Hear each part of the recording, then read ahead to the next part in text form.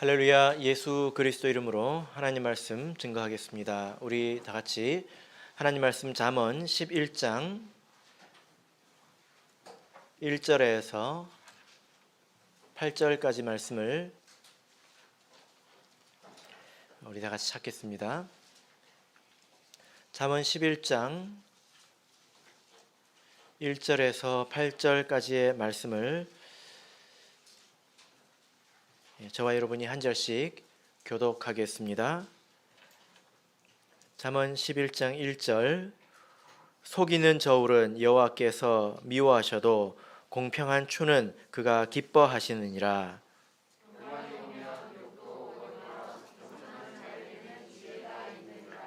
정직한 자의 성실은 자기를 인도하거니와 사특한 자의 패역은 자기를 망케 하느니라.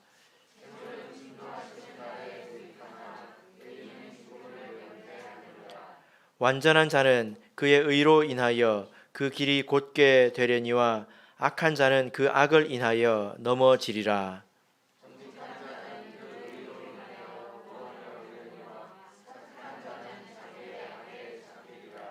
악인은 죽을 때에 그 소망이 끊어지나니 불의의 소망이 없어지느니라. 의인은 환난에서 구원을 얻고 악인은 와서 그를 대신하느니라. 아멘. 네, 오늘 이 시간은 정직하고 겸손하게 살아야 평안합니다 라는 제목으로 하나님 말씀을 증거하겠습니다. 여러분 혹시 뉴턴이라는 이름을 들어보신 적 있으십니까? 뉴턴. 아주 유명한 과학자이죠. 과학을 학교에서 배울 때 꼭 나오는 그런 인물입니다. 뉴턴의 3법칙, 만류 인력의 법칙, 이런 것을 발견한 사람이죠. 사과가 떨어지는 것을 이렇게 보고 만류 인력의 법칙을 발견하지 않았습니까? 그 이외에도 우리는 들어도 알지 못하는 그런 수학과 과학에 있어서 굉장히 큰 업적을 남겼습니다. 보통 이 과학의 분야에서 아주 유명한 발견 같은 경우에 그것을 발견한 사람의 이름을 붙이지 않습니까? 그래서 누구의 법칙, 누구의 법칙 이렇게 이야기를 하는데요. 물리라든지 이런 과학에서 가장 중요한 것이 힘이라는 것인데 힘도 측정하는 단위가 있습니다. 이것이 가장 기초입니다. 그런데 이 힘을 측정하는 단위가 뉴턴입니다. 1뉴턴, 2뉴턴 이렇게 갑니다. 처음 들어보는 이야기죠. 괜찮아요. 본문하고 별 상관이 없습니다. 굉장히 유명하구나 이 정도 생각하시면 되겠습니다. 이 사람이 굉장히 유복한 과정에서 태어났습니다. 그리고 명석한 두뇌를 가지고 있었고 그뿐만이 아니라 집중력도 있어서 이렇게 과학 이런 영역에서 큰 성과를 내었죠. 세상이 다 아는 그런 인물인데요. 근데 이 사람에게도 한 가지 이제 공공연한 비밀이 있는데 혹시 들어보신 적 있으십니까? 이 사람이 나이가 다 들어서 주식으로 전 재산을 다 날렸다는 것입니다. 신기하지 않습니까? 놀랍지 않습니까? 이 사람이 그 전 재산을 날리고 나서 뭐라고 이야기를 했냐면 내가 천체의 움직임은 계산을 해도 인간의 광기는 계산할 수 없다. 이렇게 이야기를 했다고 합니다. 생각해보면 참 재밌습니다. 어떻게 이렇게 유명한 사람이 많은 것을 가진 사람이 그런 일을 겪었을까? 도대체 왜 그랬을까? 한 가지 이유가 있다면 자기 친구들이 주식으로 떼돈을 버는 것을 보고 마음이 크게 흔들렸다. 이런 이야기는 들려옵니다. 우리가 성경을 보면 돈이라는 것 자체는 문제가 되는 것이 아니죠. 그죠? 무엇이 문제입니까? 돈을 사랑하는 것이 문제입니다. 돈이 문제가 아니라 돈을 사랑하는 것이 문제이죠. 그래서 성경에서는 이것을 일만하게 뿌리이다 이렇게 말씀을 하고 있습니다. 만약에 우리가 돈을 버는 것 그 자체를 죄악시한다거나 그것 자체가 세속적이라고 생각을 한다면 그것은 왜곡된 것입니다. 그리고 잘 알지 못하는 거죠. 여러분, 돈이 왜 생겼는지 아십니까? 왜 돈이 생겼을까요? 없으면 안 됩니까? 예. 원래 사람들이 자기에게 필요한 것들을 자기가 다 이제 조달해서 생산을 했죠. 그런데 우리가 이렇게 살다 보면 나에게 필요한 것을 다 내가 만들어낼 수 없지 않습니까? 그러면 뭘 해야 돼요? 물물 교환을 하는 겁니다. 나는 닭을 키우고 저 사람은 소를 키우면 이제 닭을 100마리 갖다 주고 소를 1마리 가져오는 이런 식이죠. 그러죠. 그런데 이렇게 물물 교환을 한다고 한번 생각해 보세요. 내가 원하는 것을 구하려면 몇 번을 바꿔야 될까요? 그러면 그 내가 원하는 것을 가진 사람이 내가 가진 것을 원하는 것이 딱 맞아야 되잖아요. 그죠?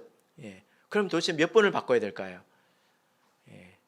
바꾸다가 아마 다 썩어 문드러질 것입니다. 그래서 이것이 굉장히 불편하기 때문에 돈이라는 것이 발생을 했습니다. 그래서 우리 성도님들의 가정을 봐도 세상 사람들과 다르지 않죠. 이런 면에서는 모든 가정이 다 경제 생활을 합니다. 그래서 돈을 벌고 돈을 쓰는 것으로 생활이 유지가 되죠.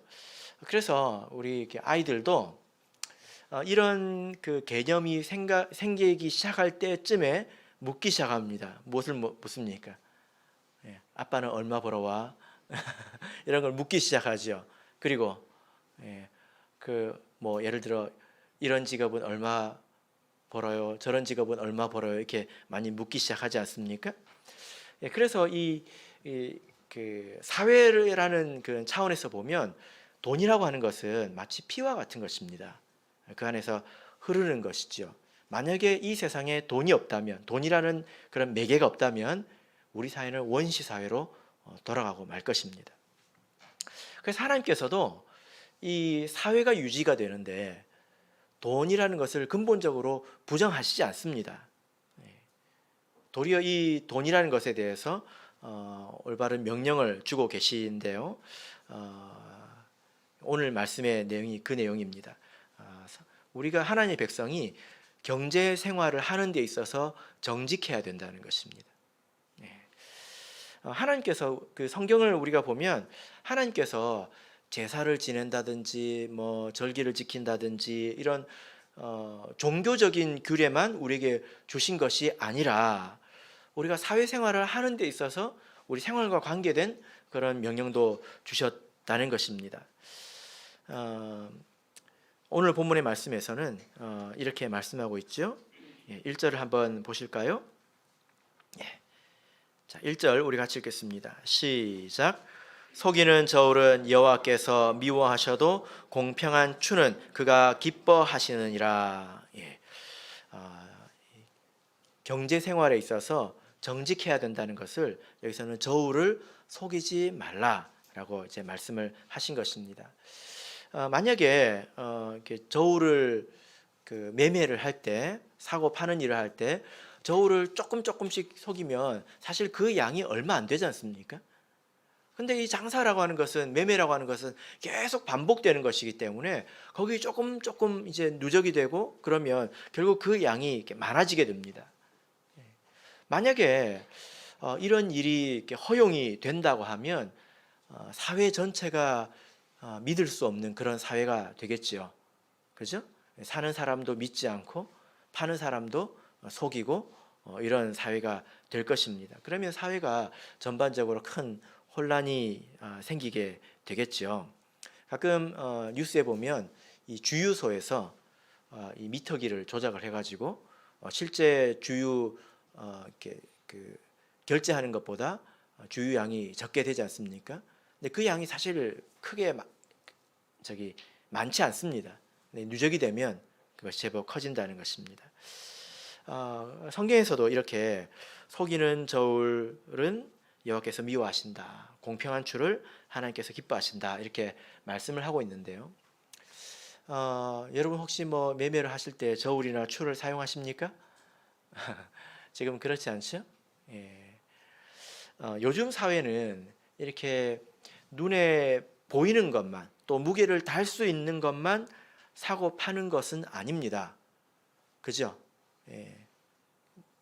보이지 않는 것, 또 정신적인 것, 지식적인 것, 이런 것들을 또 사고 팔고, 또 개인 간에만 거래가 있는 것이 아니기 때문에 우리가 이 말씀을 이 시대에는 훨씬 더 폭넓게 생각을 해봐야 된다라는 것입니다.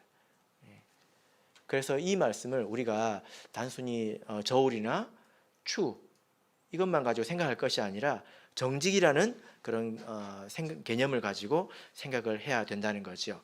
그래서 하나님께서는 우리 하나님의 백성이 경제 생활을 할 때 기본적으로 정직해야 된다라고 말씀을 하고 있습니다. 여러분, 우리가 이렇게 경제 생활을 할 때, 돈을 벌고 돈을 쓸 때 무엇이 정직한 것입니까? 내가 일한 만큼 얻는 것이 정직한 것이죠. 그죠? 예. 그리고 그에 해당하는 가치만큼 교환하는 것이 정직한 것입니다. 예. 내가 한 것보다 많이 얻으려고 해서는 안 된다는 것입니다. 예. 성경을 보면 이 저울, 추 이와 관련된 말씀이 굉장히 많이 나옵니다. 레위기에서도 나오는데요. 레위기서 19장을 보겠습니다. 레위기 19장 35절, 36절을 보겠습니다. 레위기 19장 35절, 36절.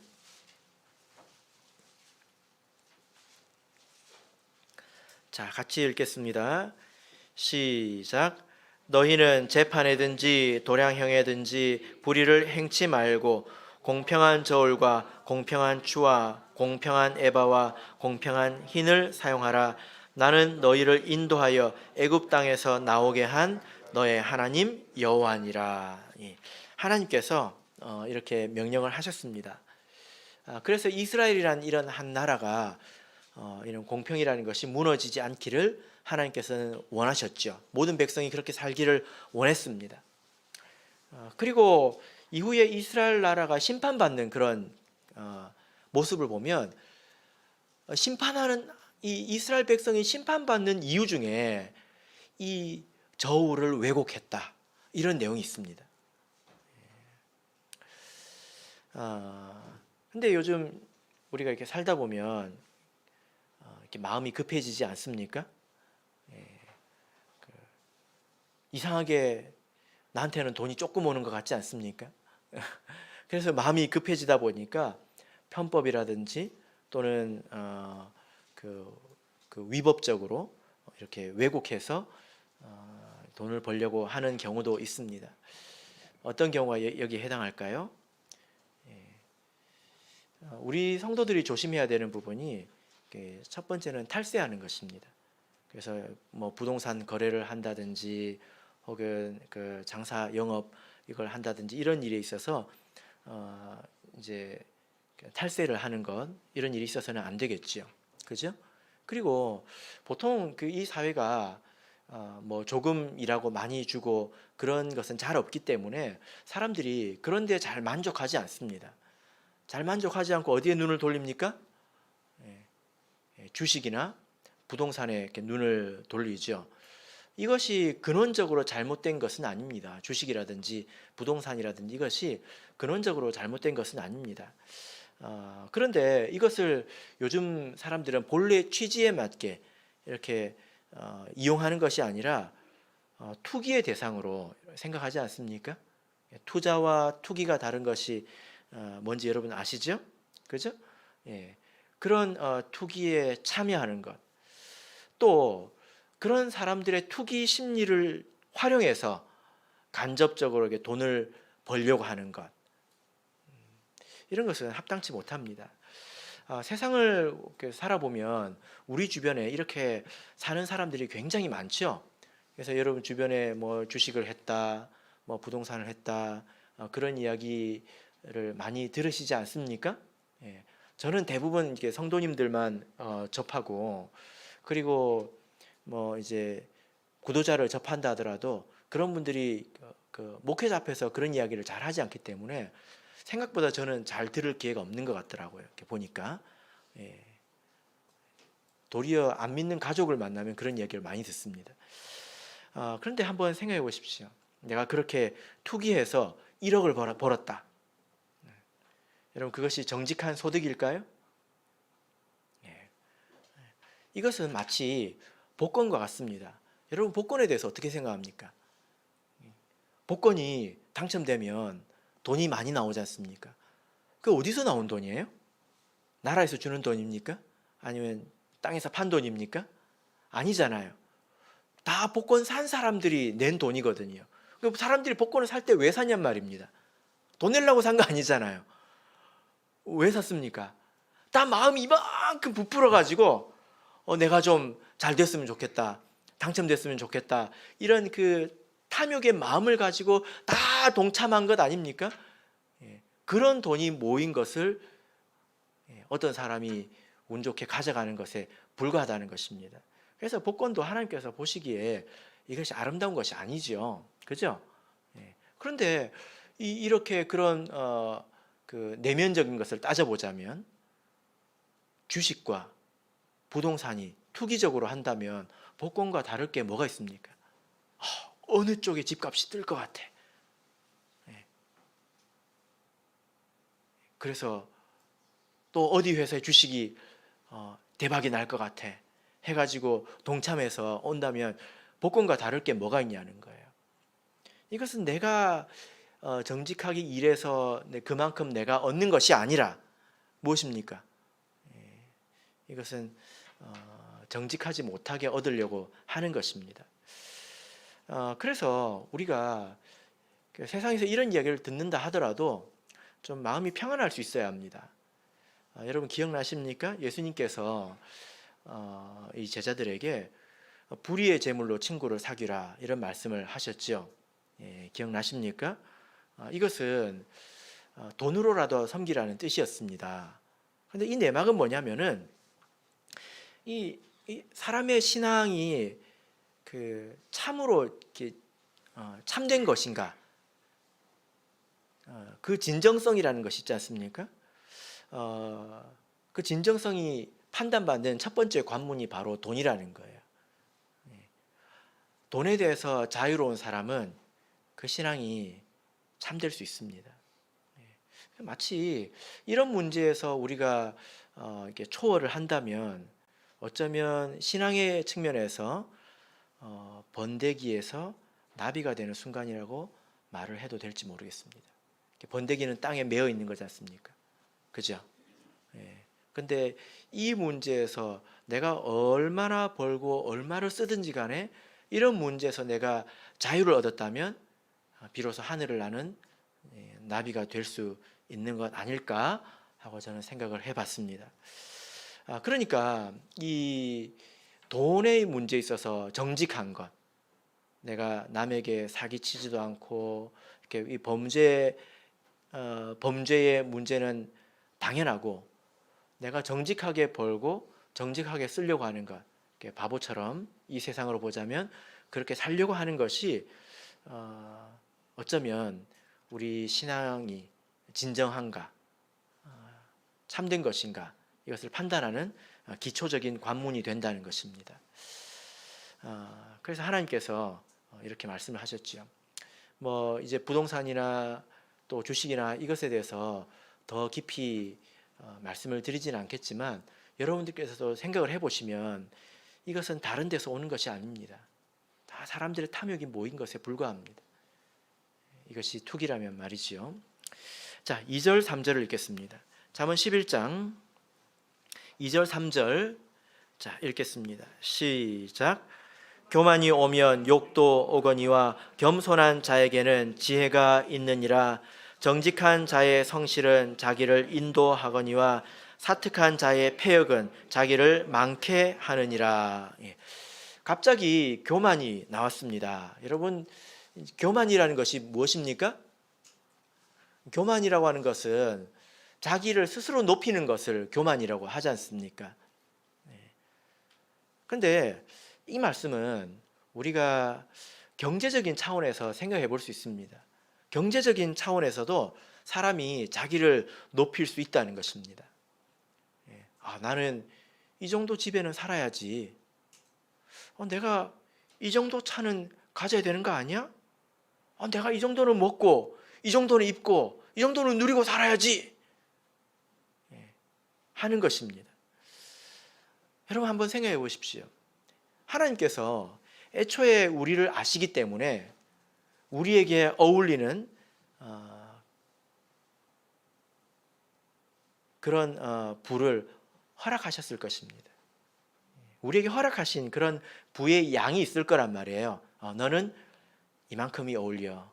너는 이만큼이 어울린다 하고 이렇게 주신 게 있을 거란 말이에요. 그죠? 당연히 있지 않겠습니까? 그래서 우리가 이 점을 생각하고 살아야 합니다.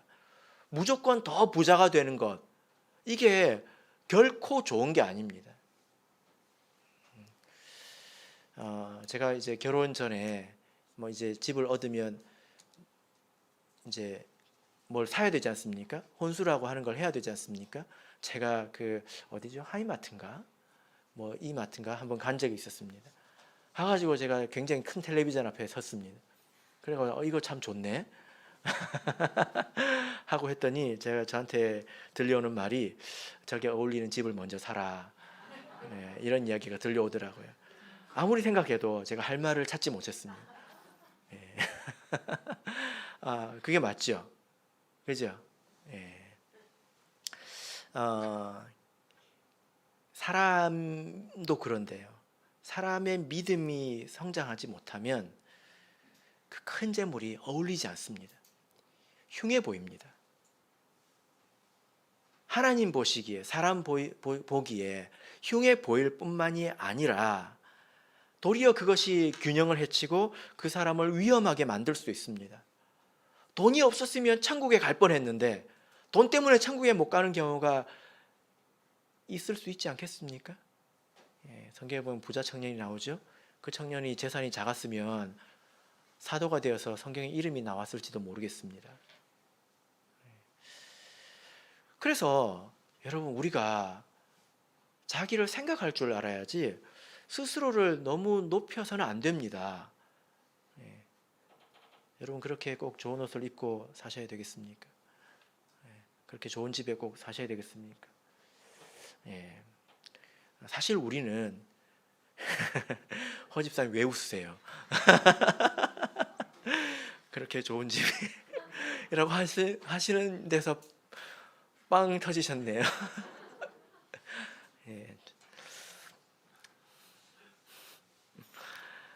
그래도 여러분, 우리는 세상에서 굉장히 잘 사는 사람들이에요. 이거 아십니까? 이거를 배우려고 해외여행을 가야 돼요.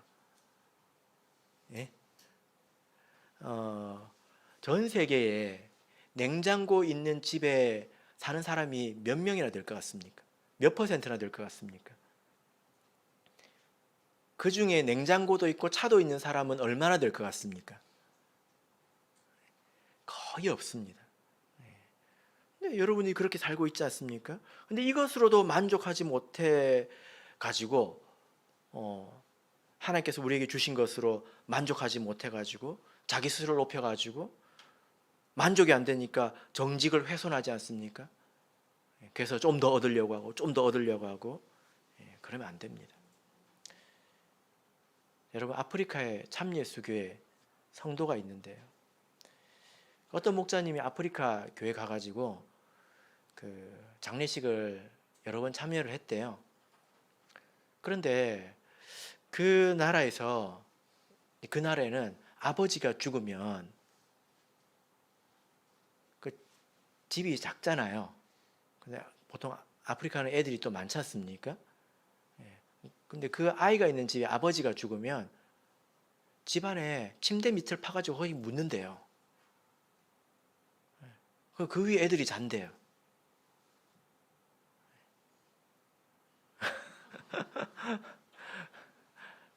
제가 그 참예수교회 목자님한테 들은 이야기입니다.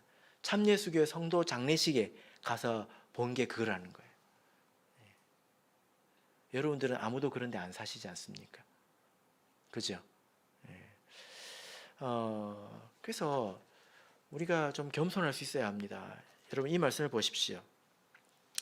교만이 오면 욕도 오거니와, 교만해서 우리가 정직을 잃어버리면 이 욕이 세트로 온다는 것입니다. 그래서 교만과 욕은 세트입니다. 근데 반면에 겸손은 무엇과 세트입니까? 예, 지혜와 세트라는 것입니다. 겸손하다고 하는 것은 그냥 사람이 이제 뭐 겸손이 넘친다 이런 것이 아니라 지금 자기의 삶의 수준에 만족한다는 거예요.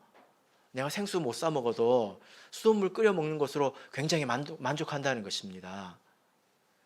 그런 사람들의 특징이 뭐냐면 이 사람들이 이익에 의해서 판단이 굽어지지 않기 때문에 그 사람들은 지혜롭습니다. 삶에 있어서 우리가 굉장히 지혜로운 판단을 해야 될 때가 사실 그렇게 많지 않아요. 도리어 어리석어지지 말아야 될 때가 많죠. 근데 사람들이 왜 이렇게 어리석어집니까? 욕심에 눈이 멀어서 판단이 굽어진다는 것입니다. 그런데 내가 스스로 겸손해서 스스로 만족하는 사람이라면 그런 기초적인 판단에서 실수를 하지 않을 것입니다. 그래서 여기 보면 겸손한 자는 지혜가 있다. 눈이 흐려지지 않는다라고 말씀하고 있습니다. 그래서 3절을 보시면 정직한 자의 성실은 자기를 인도하거니와. 여러분 그래서 여기서 정직한 자는 앞에서 겸손한 자와 같은 자이죠. 그죠? 겸손한 자, 내가 한번 생각해 보십시오. 내가 지금 한 달에 100만 원을 버는데 충분히 만족합니다. 그리고 더 있어도 쓸 게 없어요. 더 먹을 것도 아니고. 그런 사람들은 정직하게 살 것입니다. 괜히 양심을 상해가면서까지 이 정직을 훼손해서까지 돈을 더 벌려고 하지 않을 것입니다. 그래서 여기서 겸손한 자와 정직한 자는 같은 거예요. 그죠? 그런 사람들은 성실해서 자기 자신을 인도한다. 지혜로운 눈이 있다는 것입니다. 그래서 우리 성도들이 이렇게 스스로 만족할 줄 아는 것, 과도히 짐을 지고 유지하려고 하지 않는 것, 이것이 참 중요합니다. 디모데전서를 보겠습니다. 디모데전서 6장 말씀을 보겠습니다.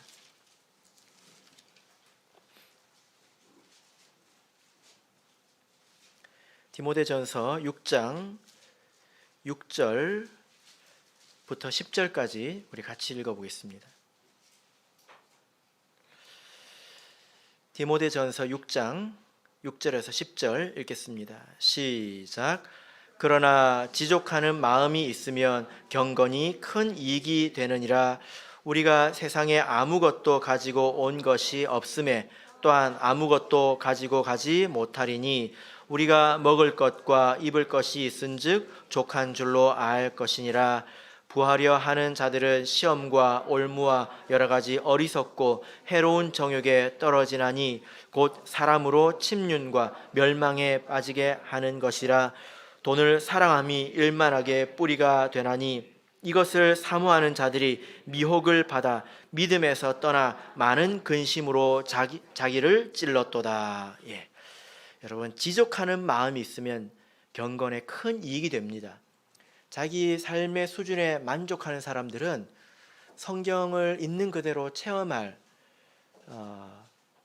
그럴 가능성이 훨씬 더 높아집니다. 그래서 이 지족의 기준을 뭐라고 하고 있습니까? 우리가 아무것도 가지고 오지 않았고 또 아무것도 가지고 가지 못하기 때문에 지금 먹을 것과 입는 것이 있는 것으로 만족하라는 거예요. 그죠? 반면에 부하려 하는 자들은 어떤 결과를 얻게 됩니까? 스스로 시험, 또 올무, 해로운 정욕에 스스로 떨어져서 여기 보면 10절을 보면 많은 근심으로 자기를 찔렀다 이렇게 말하고 있습니다. 욕심이 없으면 경험하지 않을 일들을 스스로 경험하게 된다라는 것입니다. 성경에 보면 이런 그 예가 있는데 바로 이제 발람이라는 사람이죠. 민수기 22장을 보겠습니다. 민수기 22장 민수기 22장 4절부터 제가 읽겠습니다. 민수기 22장 4절. 미디안 장로들에게 이르되 이제 이 무리가 소가 밭에 풀을 뜯어 먹음 같이 우리 사면에 있는 것을 다 뜯어 먹으리로다 하니 때에 십볼의 아들 발락이 모압 왕이었더라. 그가 사자를 부올의 아들 발람의 본향 강변 부돌에 보내어 발람을 부르게 하여 가로되 보라, 한 민족이 애굽에서 나왔는데 그들이 지면에 덮여서 우리 맞은편에 거하였고 우리보다 강하니 청컨대 와서 나를 위하여 이 백성을 저주하라.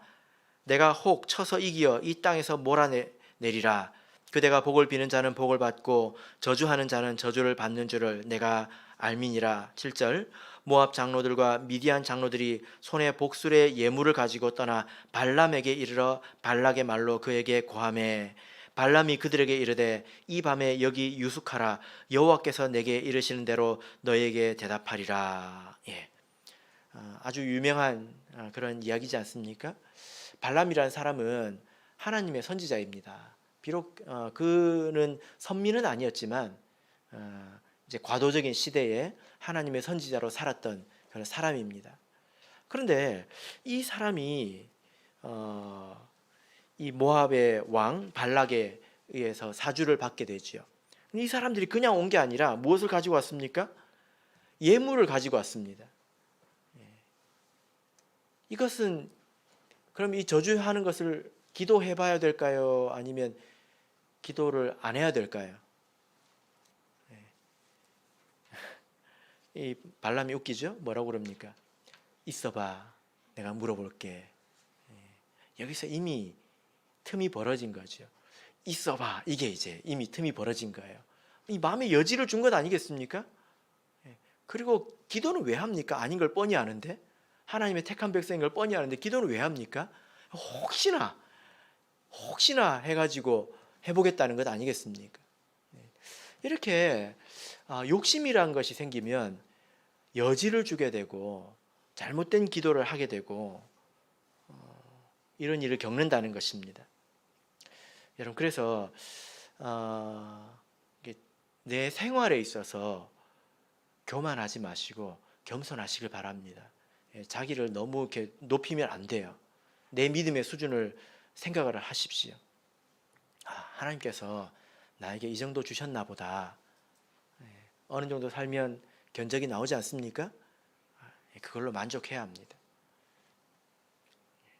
그러면 하나님 말씀을 바르게 경험할 수 있는 그런 문이 열리는 것입니다. 자, 이제 말씀으로 돌아가서 잠언 11장 5절부터 6절을 읽겠습니다. 잠언 11장 5절 6절. 자, 읽겠습니다. 시작. 완전한 자는 그 의로 인하여 그 길이 곧게 되려니와 악한 자는 그 악을 인하여 넘어지리라. 정직한 자는 그 의로 인하여 구원을 얻으려니와 사특한 자는 자기의 악에 잡히리라.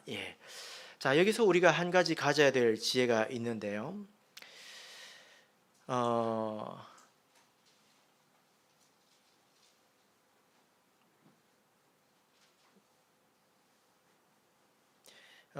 사절을 보시면 진노하시는 날이 나오지 않습니까? 진노하시는 날, 그죠? 여러분, 혹시 이렇게 정직을 버려서 재물을 얻은 사람을 보셨습니까? 혹시 그런 사람들을 보고 부러워하셨습니까? 우리가 생각해야 되는 것은 진노의 날이 있다는 것입니다. 그런 날이 오면 이 재물은 무익합니다. 도움이 안 됩니다.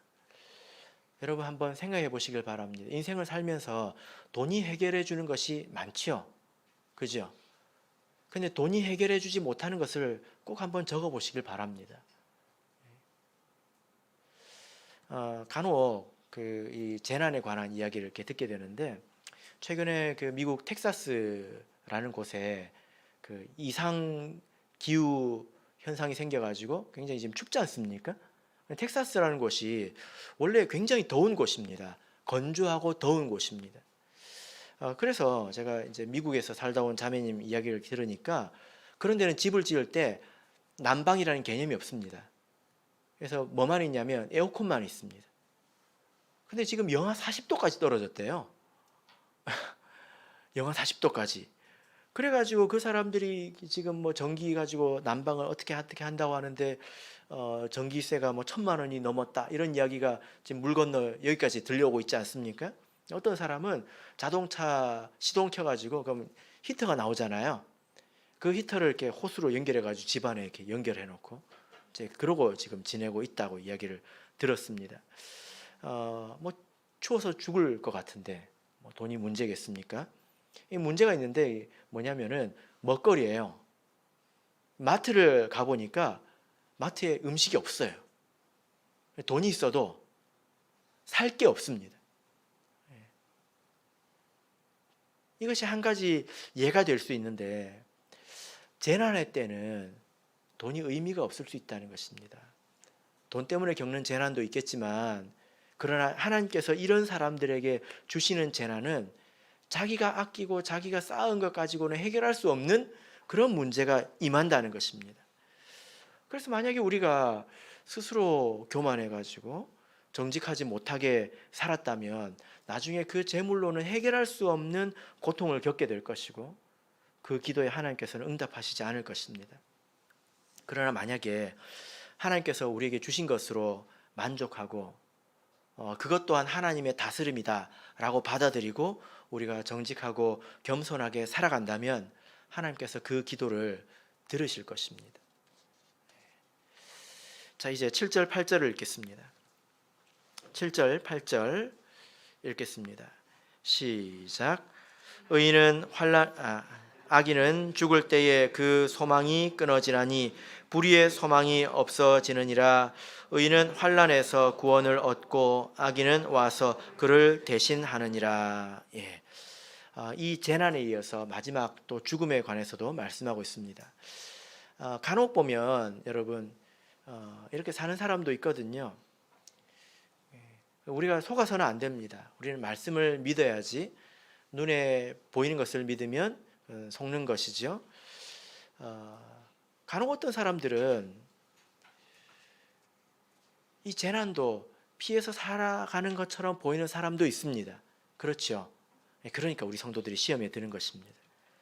근데 속지 마십시오. 왜냐하면은 사실상 여러분들은 그 사람의 인생을 잘 모릅니다. 잘 모릅니다. 그 사람의 인생을 잘 모릅니다. 또 하나님의 진노에는 영적인 진노도 있습니다. 그래서 그 사람이 어떤 메마름, 어떤 영적인 문제를 겪고 사는지 그 사람도 모르는 것입니다. 그런 사람들을 부러워하면 안 된다는 거예요. 그것은 이미 시험에 든 것입니다. 그리고 하나님께서 그런 사람들을 내버려 두시는 것은 성도들의 마음을 시험하려고 그러시는 것이죠. 하나님께서 예수님을 핍박하고 또 십자가에 못 박은 대제사장을 그냥 두신 것과 같은 그런 이치입니다.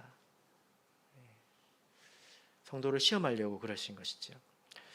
여러분, 그런 사람들이 어떻게 저렇게 진노의 날을 넘겼다고 쳐보십시다.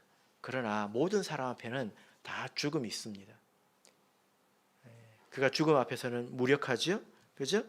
예. 그래서 7절을 보면 악인은 죽을 때에 그 소망이 끊어지나니. 의인들은 죽음과 동시에 소망이 성취되고 소망이 이루어지지 않습니까? 그런데 이렇게 산 사람들은 살았을 때밖에는 아무것도 없는 것입니다. 이 재물이라고 하는 것은 딱 살아있을 동안에만 사용할 수 있는 것이지 않습니까?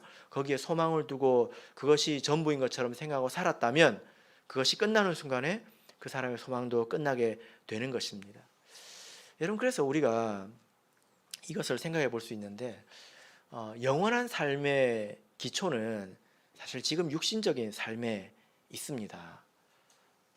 이 말이 무슨 말이냐면 이 육신적인 삶, 제한적이고 또 이 시간과 공간에 갇혀서 여러 가지 제약 속에서 살아야 되는 이 인생을 하나님께 온전히 맡길 수 있는 사람이, 그런 사람이야말로 영원한 삶을 얻을 자격이 있다는 것입니다. 영원히 하나님을 의탁할 준비가 되었다는 것입니다. 그래서 지금 생활의 염려나 혹은 욕심에 이 믿음이 무뎌지지 않고 살아가도록 조심히 하시기를 바랍니다. 말씀의 결론 맺겠습니다.